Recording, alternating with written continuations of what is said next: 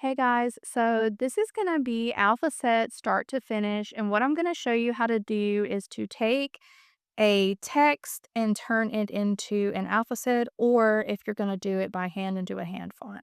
So the first thing that we're going to do is we have our text layer because I've went to the little gear right here, or the wrench, excuse me, and added text right here. And what we're going to do is we're going to just select a capital A, and then I'm going to click right there, and that's going to let me select what font I want to use. Now, fonts that you're able to use for this are going to be my fonts and Three Gents and a Mimi's fonts, as well as Google fonts. So those are the three that I can think of right off the top of my head that allow you to do the that allows you to do the fonts into an alpha set. So that is not a normal design that you would normally do because most people don't allow you to do it because it's considered giving away the font because someone will actually have access to a base layer.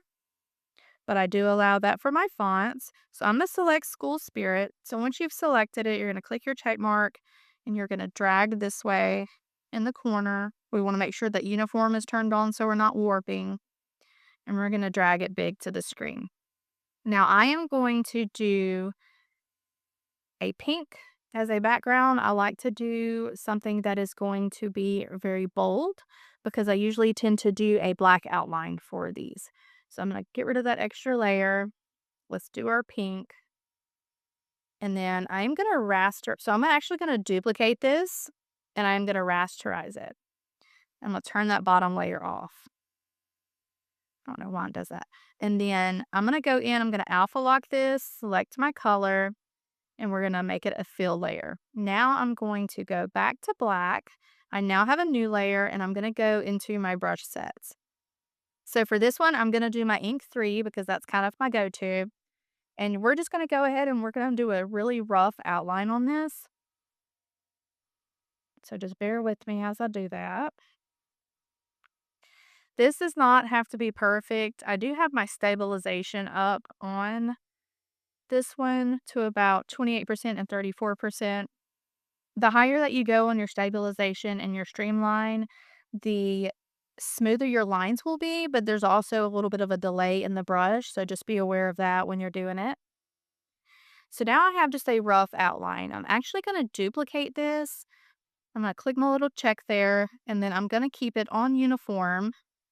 And I'm going to tilt this just a little bit because you want to see to where it's kind of like an overlap. And then I also do think that I want to make this a little bit wider of a font. So I'm going to go over here to the Gaussian blur and I'm going to blur it.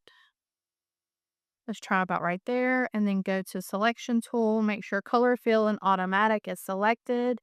And we're going to click and drag. Now then, now it's giving me a little bit of an outline outside of what I did myself. And that just helps it to look a little better for me. So what we're going to do after that is I'm going to add another layer and we're going to pick a different color. So let's go with like a lighter white gray and I'm going to go into my seamless patterns and we're going to add a pattern to this. Now I have seen that the stripy patterns are very popular. So I'm just going to do a stripe. And once I've done that on the page, and I'm going to show you that again. So I've selected seamless patterns. I've selected stripes.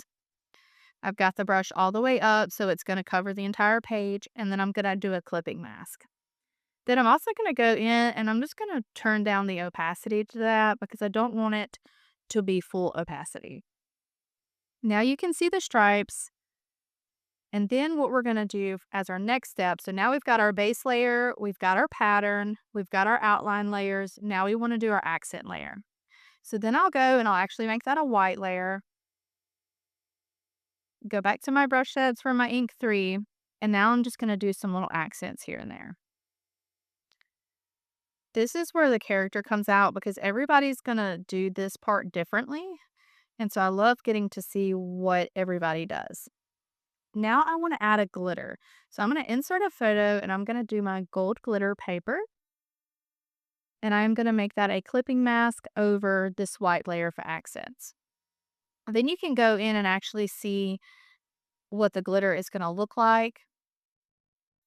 Then I want to go in, because like I said, we're doing a completed alpha set for this. I'm going to go in and duplicate my base layer, and we are going to make it black. So I'm going to alpha lock, fill layer, then we're going to turn alpha lock off, and I want to drag it as a shadow just a little bit. Then you can leave it black, or we can duplicate our gold glitter, drag and hold and drag that down, and clip that. Now I have a glitter layer, I have my base layer, and what I would actually like to do is do this one more time and actually have a little bit of a black.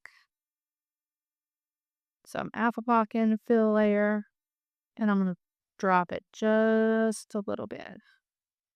And then I'm going to move this one down with the glitter paper just a little bit more. Okay. Then we want to make sure everything is grouped. And why I do that is because if you don't want to keep this as a stripe, you can turn that layer off, add a new layer, and let's do a light pink. Go back to my seamless pavers, and let's do polka dots. So now you've taken your striped alpha set, and it is now a polka dot alpha set. So I hope that this helps. I also have another tutorial, like I said earlier in the video, under Classroom, and the title for that is How to Make an Alpha Set, and it shows you how to do the squiggles, and I can also show you that here. I call them squiggles, they're accents. And I just went back to my regular brush, and then I just go in and I just do kind of like a little hard line. And if you don't know what I meant by that, I used to be in nursing school before I decided to do this. And all I'm doing is it looks like a heartbeat. And you just do it a few times. So 1, 2, 3, 4. You can do 2. You can do 6. It really doesn't matter. And then, of course, you can, if you want to go in and add some of these, you can do those as well. So thank you so much for watching, guys. If you have any questions, just drop them into the classroom.